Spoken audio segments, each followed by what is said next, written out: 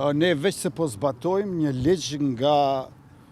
periudha para 13 vjetëve dhe më në fund po zbatohet ligji, do të bëjmë inkorporimin e të gjitha strukturave të cilët janë në sistemin e shëndetësisë dhe të arsimit. Ju e dini që strukturat të tjera ilegale të Serbisë, sikurse ato të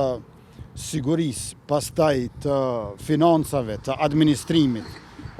nuk ekzistojnë më në Republikën e Kosovës, kanë ngelur edhe arsimi e shëndetësia, ato do t'i inkorporojmë, por që ta bëjmë këtë është domosdoshme që një herë të kemi listën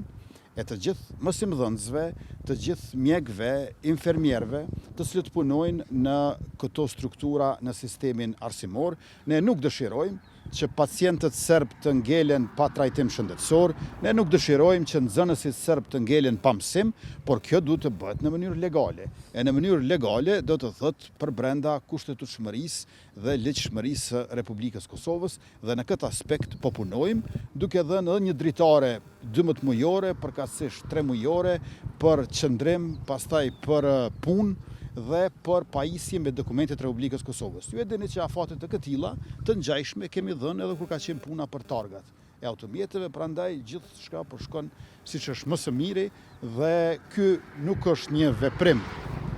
politik, ky është zbatim i ligjit, zbatim gradual në bashkëpunim me Bashkimin Evropian, në mënyrë që në Kosovë të kemi legalizim, normalizim, investime për të gjithë qytetarët pa dallim.